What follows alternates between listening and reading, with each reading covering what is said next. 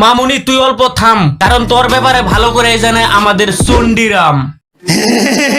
সেজন্য তোরে আমি অল্প পরেই লাগাই বাম। ওইদিকে আবার বলে আমাদের ড্যান্সার দিদি এই গরমে ড্যান্স করে জড়িয়ে নিছে তার শরীরের ঘাম। বলেন কি? তাহলে আসেন তারেও আমরা সবাই মিলে অল্প লাগাই টাইগার বাম। आइए देखते हैं ऐसे मजा आएगा। হয়তো আমার ছোট্ট ছোট্ট ভাই বোনরা আর আমার গুরুজনরা এই ভিডিও থেকে দূরেই থাকেন। এই সময় কম, শুরু করো। ওই এডিটর ডিসক্লেমারটা লাগিয়ে দাও।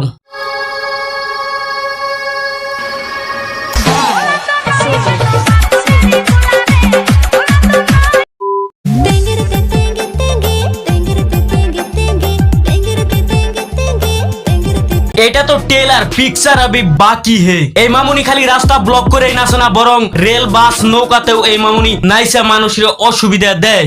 বলেন কি? তাই আমি এই মামুনির বিষয়ে সবকিছু বলবো, আর এই মামুনি কোনে কোনে যে মায়ের খাইছে সেটাও বলবো।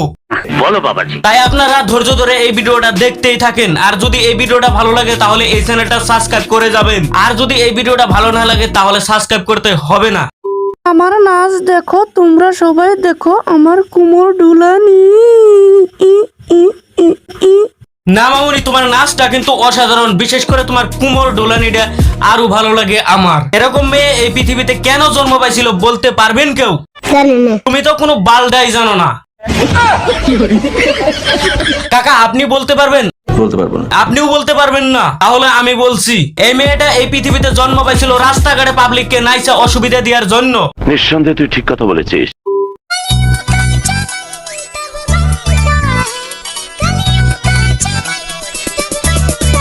এই যে দেখেন, অসুবিধার কথা কইতে কইতে অসুবিধা দিয়া ধরছে পাবলিক রে। না না, কাজটা ঠিক হয়নি। আর অসুবিধা পাইলেও পাবলিকে মাইন্ড করে না তো, কারণ একটা যুবতী মেয়ে মানুষ যদি হাফ প্যান্ট পরে রাস্তাঘাটে নাচে পাবলিকের সামনে, তাহলে তো পাবলিকেরই দেখা ভালো লাগে। কারণ পাবলিকের আর টাকা খরচ করে কোনো ডিস্কোতে যাওয়ার লাগে না। ঠিক বলেছো। তুমি ঠিক শুধাও কেন? আহ কি সুন্দর মাইয়া, হাফ প্যান্ট পরা মাইয়া আমার চোখের সামনে নাচতাছে। দেখেন দেখেন, দেখতে দেখতে আরো চোখের মনে ডেরে ক্ষয় করে ফেলান। শালার মানুষ দেখছি এরকম মানুষ দেখি নাই জীবনে। ওর চোখের সামনে ওর মেয়ের বয়সের মতো একটা মেয়ে হাফ প্যান্ট পরে নাচতাছে, ও আ করে দেখতাছে আর পুরা এনজয় নিতেছে। ওর ওখানে কি করা উচিত ছিল না জানলে বালছিরা তুই ভিডিওর মধ্যে আওয়াজ কে?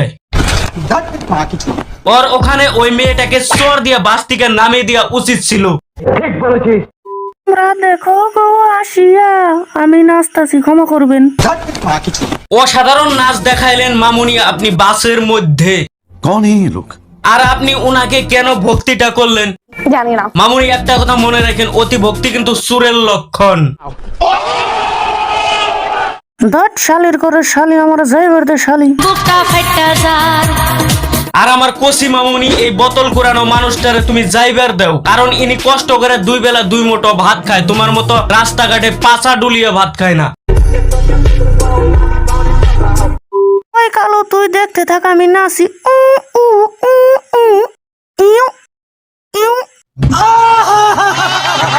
কালু এক ধ্যানে ছায়া রয়েছে এই কচি মামুনির উপরে। কালু মনে মনে ভাবতাছে যে দেখছি একটা জিনিস, আর দেখেই থাকুম, দেখা ছাড় দিতাছি না আর। জীবনে এরকম মেয়ে মানুষ দেখি নাই কোনোদিন, আজ আমার চোখের সামনে, তবু আমাকে নৃত্য করে দেখাইতাছে। আমি ধন্য হয়ে গেলাম এই মেয়েটাকে দেখে। এরকম মনে মনে ভাব নিয়ে আসে কিন্তু ওই কালুটায়। নিঃসন্দেহে তুই ঠিক কথা বলেছিস।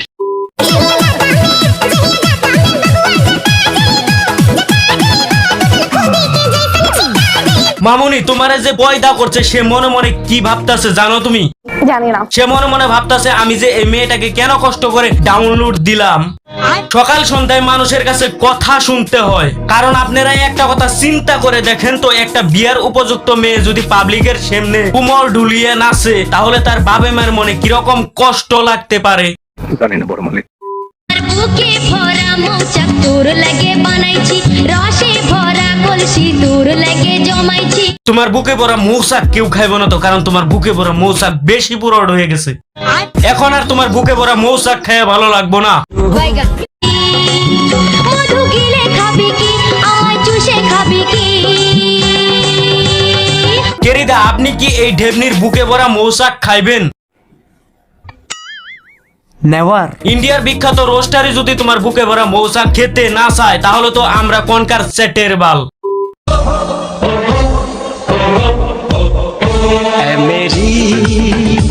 পাবলিক রে অসুবিধা দিয়া তাই তোমার ভালোই লাগে না বড়? বলতে পারবো না। জানি না। জানবা কেমনে? তোমরা তো আর এই ঢেবনির সামনে যে কোনোদিন পড়ো নাই। আর এই ঢেবনিতে যে রানু মণ্ডলের হাতের মার খাইছে এটা আপনারা বিশ্বাস করেন নাকি? আমি বিশ্বাস করি না। আপনি বিশ্বাস না গেলে তাতে আমার কি সাক্ষ্য প্রমাণ আছে তোমার কাছে? আমি প্রমাণ ছাড়া কোনো কিছুই বলি না, দেখে নেন তাহলে আপনারা।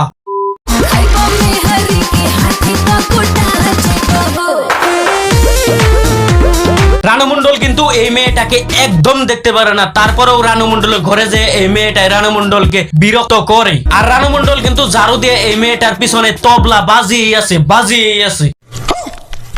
তবু কিন্তু এই মেয়েটার কুমোর ঢুলানি থামে নাই, কারণ সেলিব্রিটি মানুষের ওখানে যে কুমোর ঢুলাইলেই মিলিয়ন মিলিয়ন ভিউজ, আর সেই সময় সেলিব্রিটি মানুষের ঝাঁটার বাড়িও মধুর মতো লাগে। এটা মেনে নিতে হবে, বাল মেনে নিতে হবে। আবার বলে কি গায়ে গন্ধ। ঠিকই তো বলছে রানু মণ্ডল, তুমি যদি এই গরমে নাচানাচি করে স্নান না করো তাহলে তো তোমার শরীর থেকে গন্ধই করবে।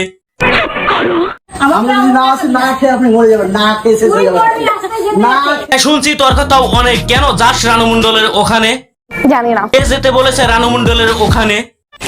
রানু মণ্ডল কি তোদের ওখানে খেতে যায় নাকি রানু মণ্ডলকে তোরা খাওয়ান দিয়ে যাস? কোনোটাই তো করিস না, তাহলে কেন যাস রানু মণ্ডলের ওখানে? রানুদি ওদেরকে ওখান থেকে ঝাঁটাপিটা করে বাইর করে দেন।